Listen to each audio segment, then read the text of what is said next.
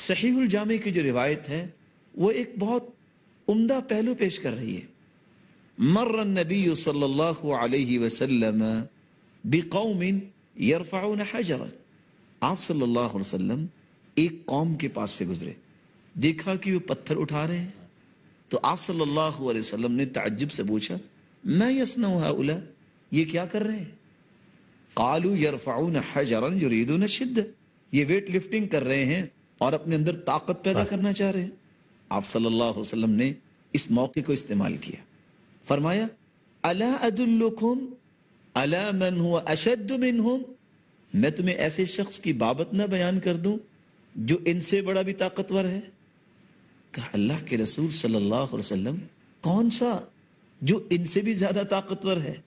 یہ تو روزانہ پریکٹس کرتے ہیں اور اپنی طاقت کو بڑھانے کے بارے میں کتنا وقت لگاتے ہیں. فرمایا ان سے زیادہ طاقتور وہ ہے جو غصے پہ کنٹرول کر لے.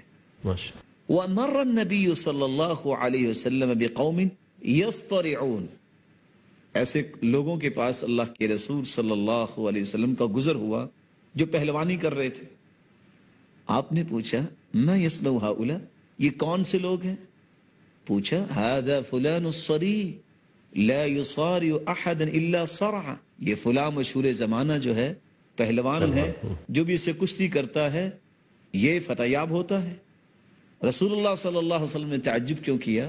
کیونکہ رسول اللہ صلی اللہ علیہ وسلم کا فرمان ہے لا تنظر الى فخذ حی ولا میت, ران جو ہے مرد کی یہ پردہ ہے, اس لیے حکم ہے کہ کوئی مردہ ہو یا زندہ ہو کسی کی ران کی طرف مت دیکھو.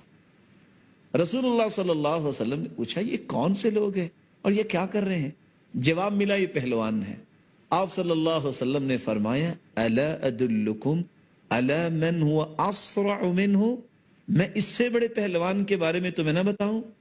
کہا کیوں نہیں اللہ کے رسول صلی اللہ علیہ وسلم؟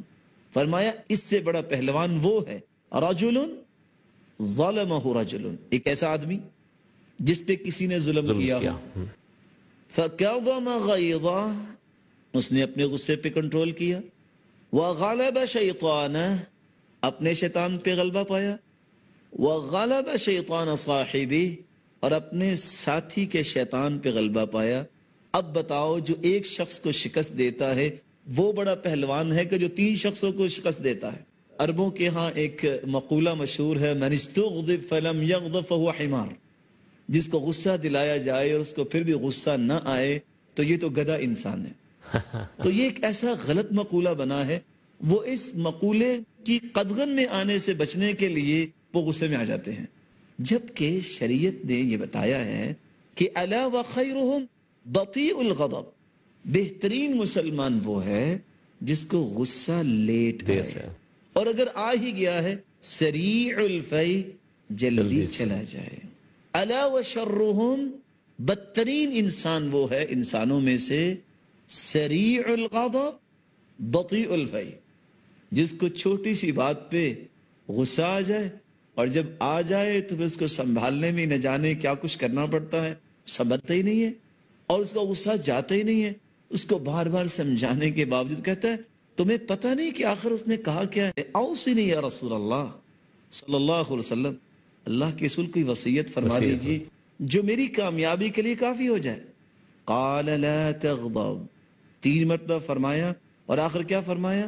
لا تغضب ولک الجنہ, تم غصہ کرنا چھوڑ دو میں تمہیں جنت کی ضمانت دیتا ہوں.